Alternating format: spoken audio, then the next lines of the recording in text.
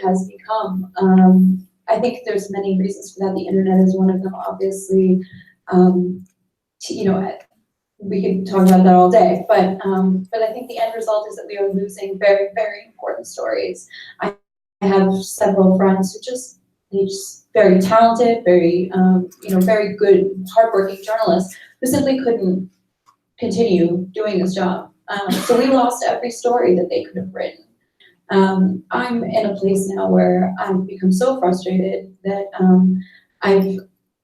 it's a way of life. There's already a lot of aggravation and stress that goes into making these stories just at a base level. It's hard to, talk your way in and out of places you're not supposed to be and, avoid getting hurt. And to add to that, the additional stress and pain and hassle of trying to sell stories that, frankly, the market for is shrinking, of trying to talk your way past the competition, which is becoming more and more, it's fighting over scraps basically now, and trying to get your pieces sold. That it's very difficult to live like that. It's very, very difficult and very frustrating. And I think the end result of all of these issues is that, those stories that those people were telling, that drive to make people in America connect with humans in other parts of the world and really build that connection we're losing it. And I think that's evident in not only our politics, but our lack of self-awareness, our lack of awareness of the world. Society is losing a lot because of these issues. And I think it's really wonderful that there's a show and a drive to address them. So. Thank you. Yeah, thank you all for coming out here tonight. And what's left to say? Next question? Yeah. You hit it all on the head. Security, finances, it's a bloody mess. I've been doing this a little more than 10 years now. And, when I was first coming up, people were already writing the epitaph of foreign coverage. So, I've been hearing the same things over the years. Then it just entailed a lot of pluck and taking big risks for next to nothing. I was making $200 a story, taking my own pictures. I had no insurance, and I still largely don't have insurance. It's just sort of standard at this point when you think about it. But that's how I got by, scrapping around. And now, I'm at a different point, I think, in my career where I'm doing fewer assignments. The bigger assignments, a lot of the work I do is film. So they're more substantial budgets, and a lot of the written work that I do is piggybacked on those film projects. So that enables me to sort of continue. But I think about where I was when I first started out, going off to a foreign capital and just trying to break in as a scrappy freelancer. I just don't really see how I would make it work. Just the demand even for those token stories is drying up, and there's really no will to given some of the things that have happened, to take substantial risks and send people out, to do real deep, slow-cooked reporting, the kind that we need, that really adds some value to what you're otherwise getting off the newswires. And I don't see much out there. I get calls from students or emails all the time who want to break in and try and do what I did. And I don't want to be the guy that tells them, hey, kid, I'm sorry, it really, really sucks out there. But and I don't, I always try, because I was that kid at one point. Now all these others tell me, Africa and foreign, never, it's not going to fly. And that to me was juice. That was like a real shot. Yeah, it's going to do this. And I've had to hustle and constantly adapt, and but nowadays, I feel like I'm trying to be encouraging, but I frankly, I don't really see a really fertile future out there for a lot of that kind of reporting. And I've seen really capable people like yourself, who have in no region have put in the time, built up the relationships. And I read the piece that you wrote in CGR, and it was kind of heartbreaking. It's like, this is the kind of person that should be thriving in this environment, and if she can't make it, well, who can? And it's really, really disheartening. And I see this thing where, you have really talented people who have a lot of skin in the game for a long time, who've risked a lot, who have the credibility, who have earned it, and they can't keep doing it. And so, if anything, they have to walk away, and then somebody might step into their shoes, but you just lost all that depth of knowledge in those relationships, that really give texture to the reporting. And I see this sort of withering going on all over the world right now, on every front. And I think, as you said, we all collectively lose in the end. So it's bleak. We're still doing it. I'm still getting by. TV money is a little bit better. I love to write. I just don't get to do it nearly as much as I used to. That's one of the reasons why. I think one of the myths that we're fighting against too, or we're trying to push back on, is this idea, this notion that Americans don't want to see foreign news. And I don't believe that. I really believe that Americans do want to see, read, listen to, learn about foreign events, if it's packaged in the right way, if it's done in the right way. I mean, I think Vice News is done really, really well, and I think they're living proof of the fact that Americans do. I mean, I watch Vice News all the time. A lot of my students watch Vice News. And there's a group of students here from Rutgers University. You don't want you to be depressed when you walk out. We're actually trying to encourage you to be, learn as many skills as you can. Jason does everything, for example, and Suame does a lot of stuff, different stuff. Photography, video work, producing, writing, learn all of those skills because you're gonna need them. They're in demand. You're gonna need every skill that you can put to the task to survive financially. But I do think that it's a myth that Americans don't want to watch foreign news. And again, Vice is proof of that. And I want, let's engage other folks here. There must be questions out there about, particularly to these folks who are out there all the time, much more than I am. I mean, my primary gig is American University, and I try to do as much of this stuff on the side as I can. My anchor, my financial, my career anchor is American University and teaching. But I want to keep contributing to the field and to motivating people like the people sitting in this room to do what Jason and Suame and I have done for years. Do you have any questions, particularly the folks who are just starting out? Go ahead. I want to thank you so much. This is an incredible project and a really important one. I want to thank you for being here and sharing your experiences. I have been a photo editor for Newsweek, Time, New York Times, news organizations for decades, and Bill was my mentor as a photojournalist as well. So I was curious, as I've seen the industry change a lot since 1985, and I caught the end of that time that you're talking about when journalism had budgets and sent people to war and paid insurance and double, and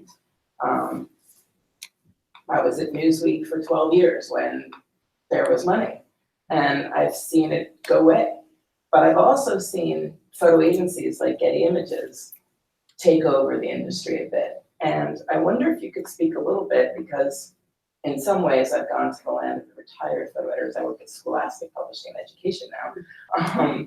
But I wonder if you could speak a little bit to whether you see any support from agencies like Getty, AP, Reuters, AFP. They're still really very much out there. As a photo editor, I see incredible photography being done, and they are doing work that's not necessarily on assignment, but they're shooting stock, read out pictures. So I wonder if you feel any support from the agency side, and in some ways has that compensated somewhat from the lack of New York Times, Newsweek, Times saying, here's some money, go do a story, we'll publish it. Are you feeling that there's any support, and can you speak a little bit to the change towards agencies? I mean, it's photo and videos, and especially, I will say this, they have staff. Who does? I mean, these agencies have staff, so they don't take it right. I mean, I believe that they don't. I mean, they're constantly looking for contributors, and I think that would be Jason's. I'll jump in. Yeah, I'm probably still not the best person to comment on this because of all the things I do, photo is probably the least, but just from, barstool bitching from all the photographers I know. No, I mean, to be honest, I hear a lot of people walking away from agencies because they take a huge cut and they're not generating the kind of work they used to. and they've got these really draconian contracts. So basically, you sign your life away and your child's, for the foreseeable future. And so, I haven't heard many good things. I think, where certain agencies might come into play is they're doing sort of extracurriculars, putting together photo workshops, commercial deals, but I think we're talking about a handful of agencies that, can actually bring serious income in to subsidize the cost of photojournalism. So that's my sense, that it's pretty bleak. I know a lot of people have left agencies. Again, if there's anyone in this room that wants to jump in and field that one who is a card-carrying photographer. I mean, I'm a contributor to Getty, and they put out, advisories all the time. They need pictures of, whatever, middle-aged people doing happy things, It's not the kind of stuff. It's very narrowly, focused on what clients are asking for, and it's timely. Not the kind of stuff we used to do when Karen Malarkey was sending me to Salvador to cover a conflict, or to go up to the mountains in Nicaragua, spend 3 weeks up there running around the Sandinistas. No one has that kind of money. You can go out and do it yourself, and if you're a good salesperson, and if your work is good, you can get that stuff out, and it'll bring you in money. But it's a continuous struggle. There are 2 photographers here, and maybe Karen wants to join in this conversation, or Ron Habib is back there. Ron, you're still in the game, and so is Bob Nicholsberg. Maybe you guys can contribute to this. And maybe you can talk about 7 agencies.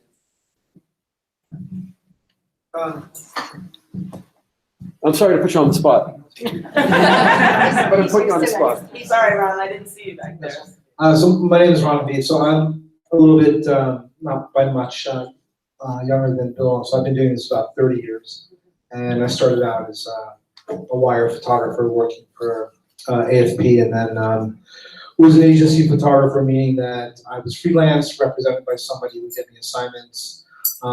Eventually became contract with Newsweek, where I worked with Cynthia, and then founded an agency called Seven, which is sort of along the same lines as Magnum, a photographer-owned agency, where we saw that the industry was changing and that photographers needed to take more responsibility for their work, and also become much more engaged in the business side of photography.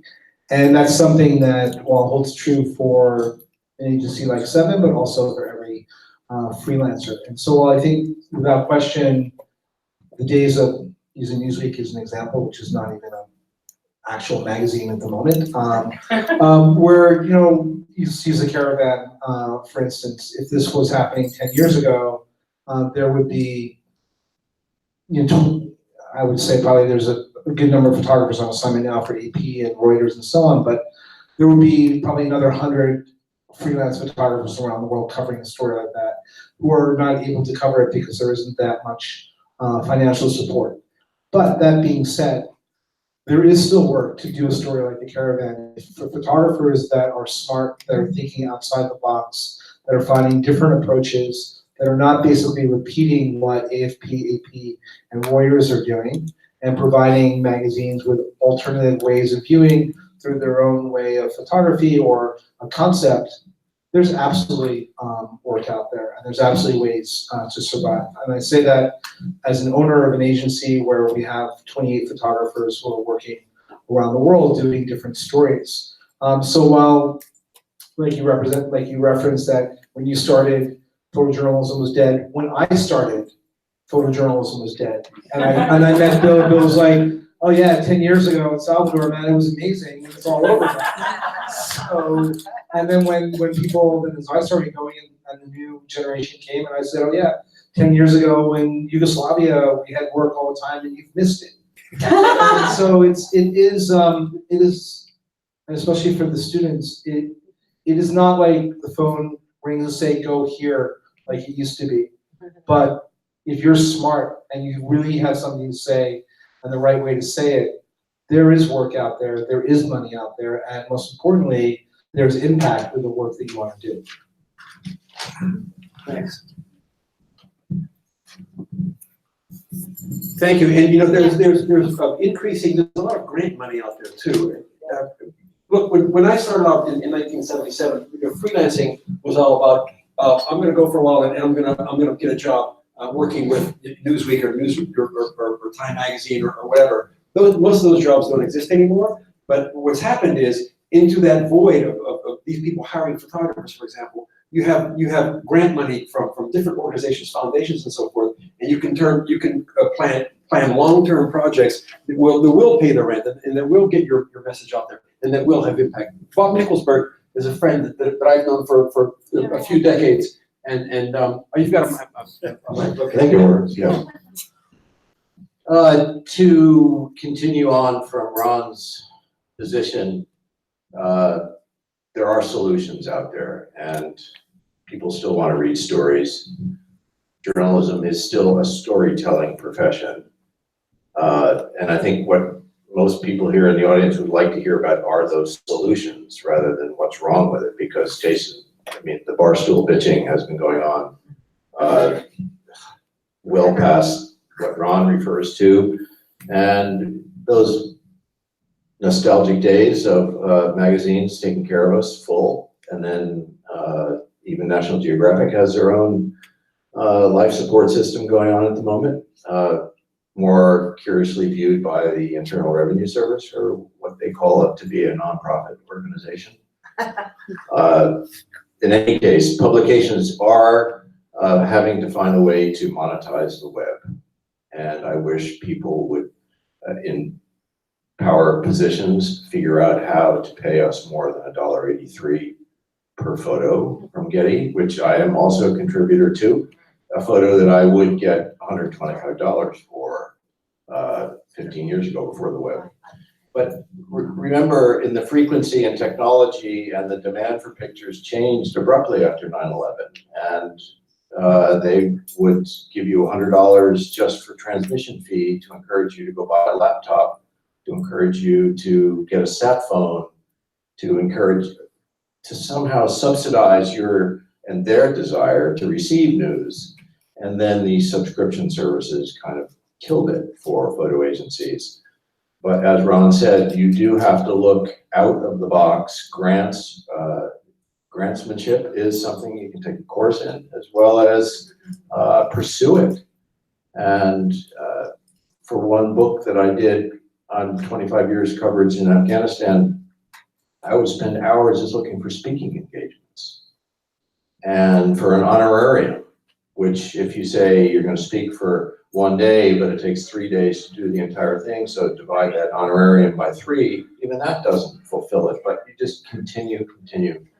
And it really brings you down to what your desire is and what's going to motivate you. But as a sustainable profession, to put a mortgage down, to think about having a family, to listen to what Dominic and Miss Dollywall, Megan, talked about, that's great, but what about tomorrow? And I think you do have to be that one-person band, and the risk factor is whatever you want to make it. But certainly those areas that were fruitful at one point for journalism are far more precarious, and no matter how much training that risk offers, you tend to throw that out the window as soon as you land in a strange place, because you have to fend for yourself, and you end up in this catch-22 situation. How do I make a good story? Well, it's right in front of you. Yes, but who will buy it? I don't know. Contacts, networking, persistence, endurance. Go to the gym a lot. Try to find some way to stabilize yourself and continue with projects. A long-term project and a short-term project simultaneously, and see what comes up. But it's as far as one person with a lot of experience offering a solution, it's what works for you. It's not what the industry offers anymore. Good advice, Bob. We have a gentleman here who wants to make a comment or ask a question. Yes, thank you. My name is Andrew Rowan. I'm not in the industry. I'm in public-private partnerships, although I did write a book about innovation and entrepreneurship in Vietnam, which is where I'm based. And I wanted to know a bit from the panelists, their thoughts on alternative funding, such as Patreon. For example, Sume, I follow you on Twitter, and you have followers north of 50,000. It's a sizable community. Have you considered ways to monetize them and to sort of build stronger connections around the community digitally? Thank you. Thank you. It's a great question. I think I haven't really gone there for several reasons. One that, and I'll be completely honest about this because frankly it is, I think I'm very lucky in that I have an alternate source of income. So I can afford to fund a lot of my work, which I recognize as an incredible blessing, and I'm very, very lucky. And but with that advantage, I'm still struggling. You know, so that's a problem when you can afford to, fund, a lot of your projects, and you have the, I guess, that advantage, and yet you still cannot get your pieces published. There's a problem. And so I haven't tried to I have a lot of friends who have done that kind of thing, and I think it has a lot of potential in terms of, funding journalism. I think it's probably the only shred of hope we have right now that I can think of, because for me, it's not just about, for none of us, I don't think it's really about money. If it were about money, we would be doing something else.